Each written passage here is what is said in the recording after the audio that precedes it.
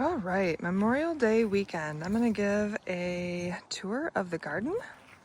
It has already seen some tough times with really, really cold temperatures overnight, 38, so they were poorly covered, but hopefully will recover themselves. Hot peppers on the end have a marigold planted with them.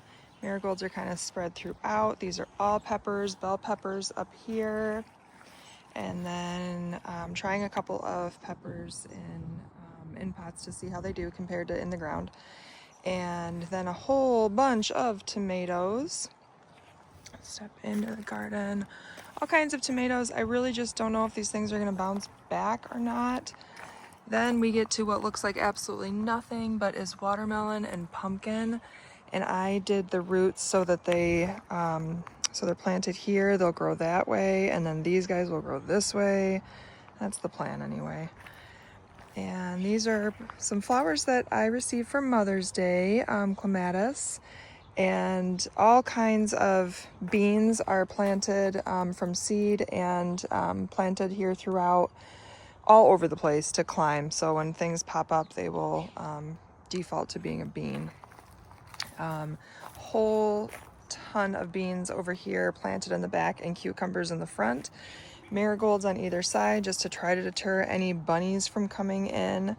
And a quick note on bunnies, I do have a little bunny garden over here just to kind of have an agreement with them that this is my space and that's their space, and don't hurt yourself on my fencing and stuff when I'm giving you a little garden over there. So we'll see how that goes, but it's worth a try. And then right here is delicata squash. I did 3 in here, and I mean, I just took apart this trellis, and I've got those little tiny pumpkins that might be growing over here. And those look pretty happy so far, actually. I wasn't sure with all the shade. And these are carrots and potatoes and onion. Everything looks really happy, and I love that I can just move bags around. It's so nice. I'm constantly moving them around and changing my mind where I want stuff. More beans, catnip and mint and cilantro and dill, which I'll use all the time.